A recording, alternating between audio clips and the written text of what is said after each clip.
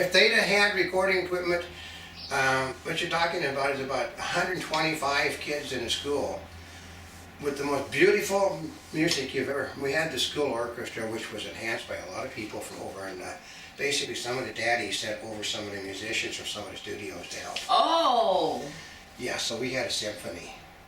that was very nice. It was one night of greatness. And one beautiful night, one moment in history that was never recorded because they had no means of doing it. They didn't? No, there was no means of recording stuff then. There was no portable recording equipment back in the olden days. We're talking 1940s did not exist.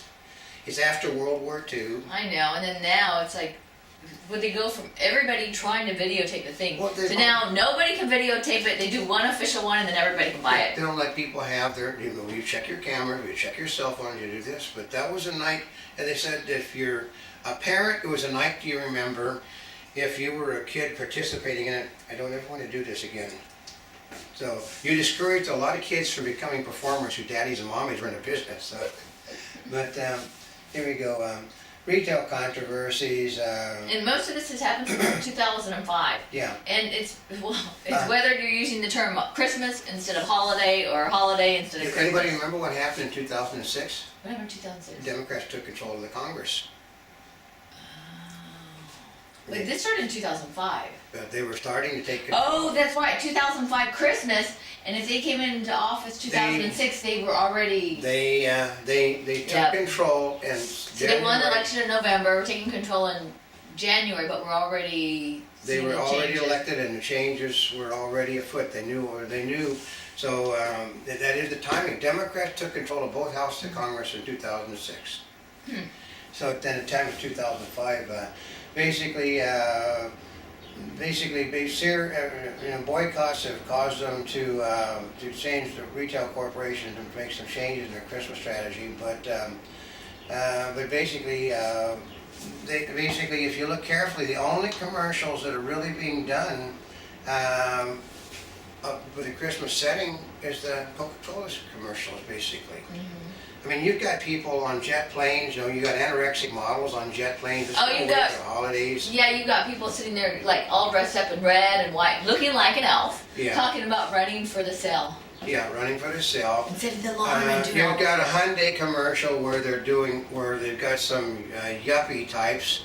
In the Christmas spirit, they basically look like they're beatniks from the time I was. I predate the hippies. I was in a cool generation, folks. But they're dressed like they were from the 1960s, singing some Christmas stuff.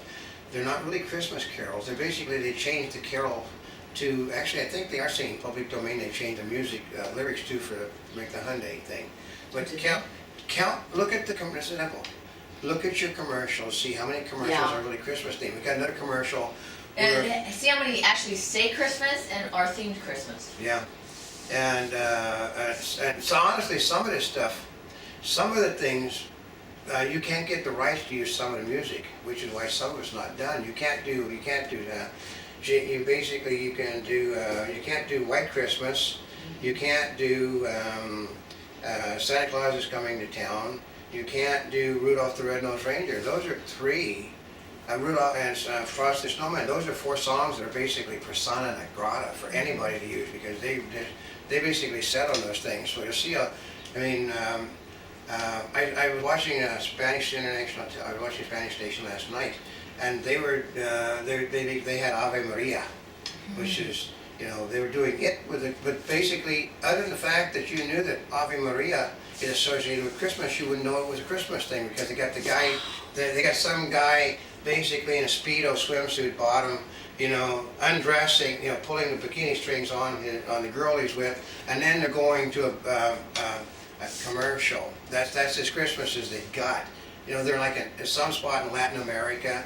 That's not a Christmas thing, folks. Just because you put a piece of music that you recognize in the background, and you put a guy that's obviously, you put two models together, that doesn't make for Christmas. But basically everybody's going to fire for a non-Christmas thing. Just since 2005, just year after year after year after year after year after year, since the Sylvester go over. So example, how many places was the Thanksgiving Day Parade shown this year. Oh, you know that, I was really surprised about that. I know. Because you only saw it on one station. It used to be, you'd wake up Thanksgiving Day and all of the channels would have on the Thanksgiving Day That's parade. right, and it was basically just a promo for the NBC television network. That's all it was. It's just, it's why I wondered last year when the Glee people were bounced out of the celebration. I wondered why, and then I figured out why, because it's just an NBC production now. It's basically the only thing that's keeping it going. I remember, like they said, 50 million people worldwide. Well, 50 million people, that's not a lot. The 50 million people in this country used to watch the Macy's parade. There used to be a Gimbals parade on. There used to be a Mummers parade. I can remember, I worked on a thing, I remember way back in the olden days, I was doing Jack Lord hosted the Hawaiian, they basically, they'd include all these parades in a CBS celebration.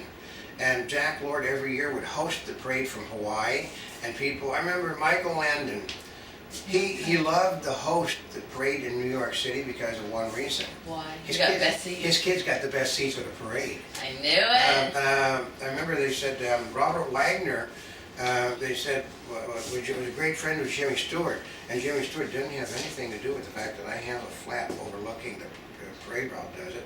No. And he said, then why do you only bring your kids with you at that time of the year? Well, because they wanted to see Santa Claus, so they'd get away with that. But that's it, because it's, it used to be a thing where people my age would almost kill to get, jobs on the parade so they could go take their kids. So, but, I know, we got they celebrated Incorrect Birthday of Jesus. Well, yeah, it basically, they suited things for the holiday. Everybody knows that they change things. Oh, they change things for the holidays all the time anyway. Yeah, they just created the date so they could have the holiday pop up when they wanted to. It was a convenient time. It gave you a week for the next holiday, which is. Did you ever think that here's New Year's Day, that they basically schedule it so it was a week apart so people would take a whole week off for vacation? Yeah. Did it ever? It was a retail thing to begin with. I know, but and like I said, as in the case with other Christian holidays, Christmas borrows elements from pagan people: Yule log, decoration, candles, holly, mistletoe. Christmas trees are pagan origin. Like it says, for the customs of people are false. The tree from the forest is cut down and worked with an axe by hands of an artisan. I need to tell you, folks, it's a Christian holiday. That's the Jews talking about it. The Jews don't have trees. They have the menorahs. The menorah? They don't have trees. You know why they don't have trees? There weren't trees where they were. There weren't trees where it's the desert, folks. That's all. Yeah. So, but what happened was Constantine the Great was a Christian. And Constantine the Great had access to Christmas pine trees. Which is why they had Christmas trees, right? That's right. Now people have their fake Christmas trees. I know we got fake Christmas trees. We got 3 of them here. We got Monty's Christmas tree. We got our 2 Christmas trees out, and then I have a fake Christmas tree. I have an apartment. You're not allowed to do things in apartments. We used to have Christmas trees delivered all the time. Yeah, I used to. And now I just put it in a box. But this one is musical, and then you can clap it on and clap it off. Yeah. Monty barks. Before I lost my house in a fire, we grew Christmas trees on the property. I mean, we basically, the state would allow you to buy trees for erosion purposes in California. Less erosion. So we would order out Christmas trees every year, and I'd line the That's property. neat. And then I I'd put the lights up on the trees, and then I did have a fake Christmas tree. I'd take a 6-foot tree and put it on the very top part of our house in front of the chimney. Fasten at the chimney because the only place it worked. And then we'd light the trees up on the front, and then I'd go, the family, we'd go out into the yard and we'd pick a Christmas tree every year that we want to cut for the property. That must have looked pretty cool. Oh yeah, we also tend to be big because we had a cathedral beam ceiling in the family room, which was 20 foot up in the air. So we loved the fact that you could go out That's and one bring thing, in when a you've got the tree. huge beam ceiling and Yeah. Christmas tree. It just looks so grand in Oh there. yeah, the only problem is you have bases like that, so you sit there with the Yeah. handle. So you could set it into something, basically you put it in a 5-gallon container, so you can hold it. If 5-gallon container filled full of 20 pounds of sand with water in on top. But there's something about a huge Christmas tree that you just I love you the just get a decorating. smile. I mean,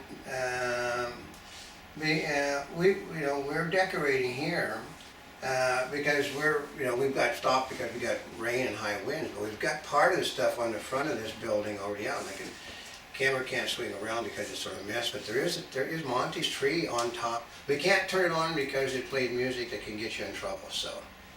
Which is why we've actually had to write our own Christmas music. We have the Monty Mannheim Steamroller version, and we have the Bikini Czars Christmas Rock. Those are two songs that... Actually, you know what we will have to do for some other ones, because we can turn the We are. music off and just have lights on. Yeah, we can turn the music off and have the lights on, and basically have our music. Basically, Cherry Dog may write lyrics to something this year for Christmas. He hasn't, but Cherry Dog just might. But basically, you know, they're just, they've been, and just the Christmas thing it's just not since O'Reilly and them started. Basically, the split over Christmas has been going on since the early part of the 20th century. Why? Well, because it's become more of the rise of other religions are basically drowning out the reason. Basically, I'll hear what they said. The United Nations basically doesn't really support Christmas either. That's the problem, because the United Nations is 2/3 Muslim, so. Well, that'll do it. But they said the Soviet Union and other communist regimes banned Christmas. I hate Why? to tell you, folks, the Kremlin is the most god-awful, beautiful place in the world lit up for their version of Christmas. They celebrate their Christmas after hours because that's when, the Greek Episcopal Christmas is, God, it's the most beautiful. Kremlin, you've got to see the Kremlin lit up for their version of Christmas. They may have simply banned the religion, they may have banned the celebration, but tell the people every year that would light it up that it was banned. Tell the people, in their Greek Orthodox robes that it was banned. You would see an awful lot of commissarios, and a lot of the big shots go into those places for the Greek Orthodox day. I mean, Greek Orthodox, okay, they actually celebrate the real time. And I'll tell you one other thing. Santa Claus is from Russia. Oh, yeah, St. Nicholas. St. Nicholas is a Russian Greek Orthodox saint. He is the patron saint of Christmas, St. Nicholas. All of our stuff comes from him through Germany. So when you say that the Russians are such and such, no, the Russians actually gave us the Christmas as we know it. They gave us Santa Claus as we know it. They gave us the gentleman going into homes and putting things in stockings. They gave us the coal in a stocking if you were a bad little fella. They are probably the most god-awful religious people on the face of this planet. But they do it after our time, because they're using the Greek Orthodox calendar, which actually has the true date of Christ's birth on it. But we use where the North Star is at a certain time, and then we recalculate it so they can have they don't celebrate the New Year like we do. They don't have so that's the whole thing. The New Year thing is from Muslims gave us the New Year date, folks. Okay, we're going to try it this way. Hindus gave us some of the things that we use for Christmas. The Russians gave us Santa Claus and giving. The Muslims give us the calendar. It all came from all over the place. If you look at it, everybody in the history of the world religion has something to do with the celebration of Christmas. They take a little bit from this, a little bit from that. The foods you eat come from different religions. So when you're making war on Christmas, you're shooting yourself in the foot. This is everybody's day. It is not just a celebration of. You can take the Christ out of Christmas, and you still have us. See? M-A-S, Mass? Mass. Us and Mass? You have us. You take Christ out of Christmas, and you have us, which is M-A-S is a derivation of the word of us in certain languages. And isn't that what Christmas is about?